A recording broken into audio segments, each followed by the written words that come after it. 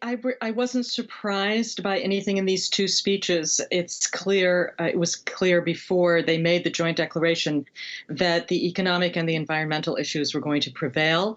Macron did obliquely, he referred to the Kashmir situation, but he sent a very clear message to Narendra Modi and India that France would not interfere in something that it is overtly and officially calling a matter to be resolved between India and Pakistan. He also said, he underlined several times that the France India relationship was based on unshakable trust.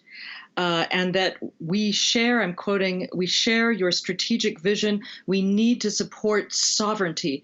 This was sort of a message to Narendra Modi, and I'm sure many people who are concerned about Kashmir heard the message that France will not interfere in Modi's management of the situation in Kashmir. There's a lot of bigger fish to fry for Macron at this moment on the eve of the G7 meeting, where, as he underlined, climate change and biodiversity are the two key topics that will be discussed, as your own report made clear, with withdrawal of the United States from the climate accord and the Trump administration's hostility to even the admission that there's a problem with global warming. Major economies such as India, whose energy needs are only going to grow, coming on board in what Macron wants to be a reconfigured world order.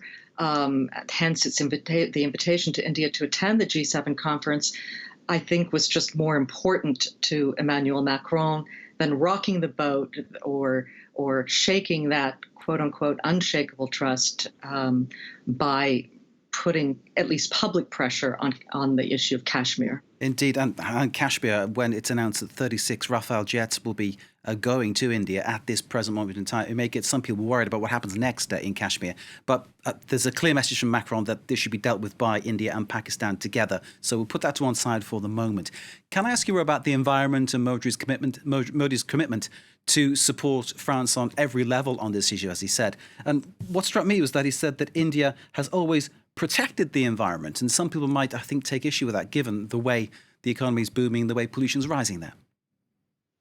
Well, in fact, even under Narendra Modi's first administration after his election in 2014, and it's only accelerating since his re-election, his government has placed business development and especially handing contracts to business cronies, India's top business houses, including the Ambanis and the Adanis.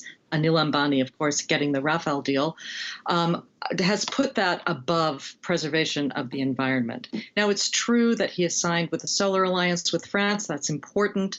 In terms of biodiversity, I think most of us who follow the situation in India can only cry or laugh because very little is being done. India is facing a very severe water crisis. Rising sea levels will threaten some of its major cities, including Calcutta, Chennai, Mumbai. The stakes are very high for India, and yet this government, aside from pushing for solar, has not, in my view, really done much. And in terms of the economic growth that Modi is forecasting, he painted a very rosy picture and a very lucrative potential for French businesses, and there is potential there, no doubt. But the fact is the economy is not growing nearly as fast as his government, especially in the first administration, projected that it would or was, and it's not creating jobs. And that is a big problem for India. The students who are coming to France, and I'm very happy France is expanding the target from 10,000 to 20,000, it's not clear they'll find jobs in India. India is simply not creating jobs, and that is a big problem. In terms of what happens next, the G7 coming up in Biarritz, of course. Modi's saying that he's delighted to be invited there. What is this saying about what happens next for India? Talk perhaps integrating the UN Security Council. Obviously, big ambitions there from India, and one wonders what happens to the gap at home between those who have, those who haven't.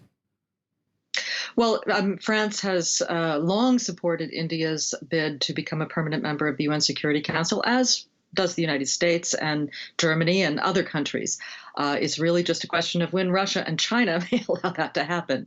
And it's true that the world order is changing, and the institutions, the Bretton Woods post World War II institutions that were set up with an assumption of sort of eternal Western dominance and U.S. engagement in the world, that reality is changing and has already changed dramatically. So to bring India in it makes a tremendous amount of sense.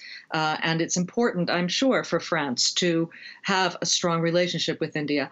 I did have to sort of take pause when I read in the Élysées formal announcement about the meeting in Biarritz about its rationale for inviting India, in addition to three other democracies, designating them as major partners committed to the protection and promotion of democratic freedoms. And of course, when we see the situation in Kashmir with a complete communications blackout with former leaders of the region, including the former leader in the coalition government of Kashmir with Modi's own party in the last administration, put under preventive arrest, in addition to other infringements of freedoms, changes in the Constitution, and the like. It begs the question of how much longer this image of India as a vibrant democracy can really be, can really last. It's not enough to have elections. Lots of countries have elections. Russia has elections.